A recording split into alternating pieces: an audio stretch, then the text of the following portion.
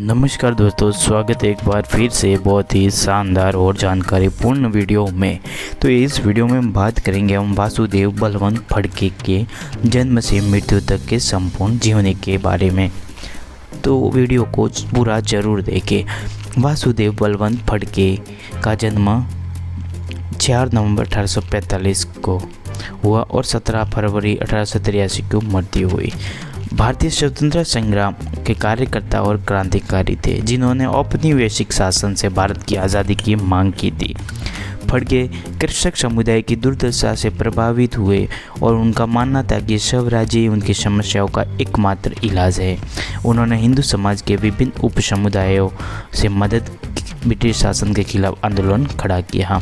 समूह ने औपनिवेशिक सरकार को उखाड़ फेंकने के लिए एक संघर्ष शुरू किया। इस उद्देश्य के लिए धन प्राप्ति के लिए धनी यूरोपीय व्यापारियों पर छापे मारे। फड़के तथा प्रमुखता से उभरे जब उन्होंने एक आश्चर्यजनक हमले के दौरान औपनिवेशिक सैनिकों को पकड़ने के बाद कुछ दिनों में ही पुणे शहर पर नियंत्रण हासिल कर दिया गया। फड़के का जन्म 4 नवंबर 1845 को बॉम्बे के ठाणे जिले, अब महाराष्ट्र के रायगढ़ जिले में है, के सिरदौन गांव के सीमित साधनों वाले एक मराठी चित्तपावन ब्राह्मण परिवार में हुआ। एक बच्चे के रूप में उन्होंने स्कूली शिक्षा के बजाय कुश्ती और घुड़सवारी जैसे कौशल सीखना पसंद किया। बाद में हाई स्कूल छोड़ दिया। आखिरकार वह पुणे चले गए। 15 वर्षों तक पुणे में सैन्य लेखा विभाग में क्लर्क के रूप में नौकरी की। लहूजी राघोजी साल्वे, जो एक समय पुणे के प्रमुख सामाजिक व्यक्ति थे, उनके गुरु थे। साल्वे एक विशेषज्ञ पहलवान कुश्ती के लिए एक प्रशिक्षण केंद्र संचालित करते थे। साल्वे ने औपनिवेशिक शासन से स्वतंत्रता के महत्व पर प्रचार किया। साल्वे एक अछूत समुदाय मंग समुदाय से थे। उन्होंने फड़के को पिछड़ी जाति के मुख्य धारा से स्वतंत्रता आंदोलन में लाने का महत्व सिखाया।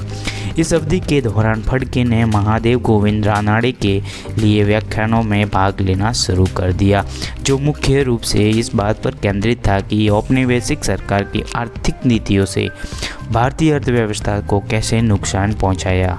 फड़के इस बात से बहुत आहत थे कि इससे समाज में व्यापक दुष्परिणाम फैल रहे हैं। 1870 में वह पुणे के एक सार्वजनिक आंदोलन में शामिल हुए, जिसका उद्देश्य लोगों को शिकायतों को दूर करना था। फड़के ने युवाओं को शिक्षित करने के लिए ऐक्यवर्धिनी सभा नामक संस्था की स्थापना की। क्लर्क के रूप में काम करते समय छुट्टी की मंजूरी में देरी के कारण वह अपनी मरती हुई मां को नहीं देख पाए। इस घटना ने फड़के को क्रोधित कर दिया गया। यह समय उनके महत्वपूर्ण मूड को साबित हुआ। फड़के बॉम्बे प्रेसिडेंसी में ब्रिटिश स्थापित संस्थान के स्नातक करने वाले शुरुआती व्यक्तियों में से एक थे। 1860 में साथी समाज सुधारकों और क्रांतिकारियों लक्ष्मण नरहर इंदापुरकर और वामन प्रभाकर भावे के साथ फड़के ने पूना नेटिव इंस्टीट्यूशन PNI की सह स्थापना की, जिसे बाद में महाराष्ट्र एजुकेशन सोसाइटी MEES नाम दिया गया। PNI के माध्यम से उन्होंने पुणे में भावे स्कूल की स्थापना की। आज MEES महाराष्ट्र के विभिन्न हिस्सों में 77 से अधिक संस्था चलाता है। 1875 में बड़ौदा के तत्कालीन गायकवाड़ शासक मल्हार राव गायकवाड़ को औपनिवेशिक सरकार द्वारा अपदस्थ किए जाने के बाद फड़के ने सरकार के खिलाफ विरोध भाषण शुरू कर दिया। औपनिवेशिक प्रशासन की उदासीनता के साथ गंभीर ख्याल ने उन्हें दक्कन क्षेत्र का दौरा करने के लिए प्रेरित किया। लोगों से एक स्वतंत्र भारतीय गणराज्य के लिए प्रयास करने का आग्रह किया। शिक्षित वर्गों से समर्थन पाने में असमर्थन होने के बाद उन्होंने रामोशी जाति के लोगों का एक महत्वपूर्ण समूह इकट्ठा किया। बाद में कोली, भील, धनगर समुदाय के लोगों को भी शामिल किया गया। उन्होंने खुद को निशानेबाजी, घुड़सवारी, बाड़ लगाना सिखाया। उन्होंने लगभग 300 लोगों को एक विद्रोही समूह में संगठित किया, जिसका उद्देश्य औपनिवेशिक शासन से भारतीय स्वतंत्रता प्राप्त करना था। फड़के का इरादा खुद की एक सेना बनाने का था, लेकिन धन की कमी के कारण उन्होंने सरकारी खजाने में सेंध लगाने का फैसला किया। पहली छापेमारी पुणे जिले के सिरूर तालुका के धमारी नामक गांव में की गई, जो आयकर एकत्र किया जाता था। औपनिवेशिक सरकार को भेजा जाता था। उनसे स्थानीय व्यवसायी बालचंद फौजमल सांगला के घर में रखा गया था।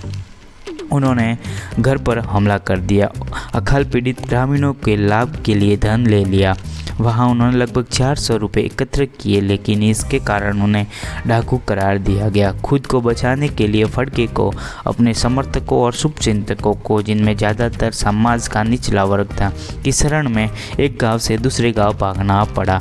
उन्होंने उत्साह और दृढ़ संकल्प से प्रभावित होकर नाना गांव के ग्रामीणों में उन्हें स्थानीय जंगल सुरक्षा और आश्रय की पेशकश की। सामाजिक साजिश ब्रिटिश सेना के सभी संसार को काट देना, फिर से खजाने में छापा मारना होगा।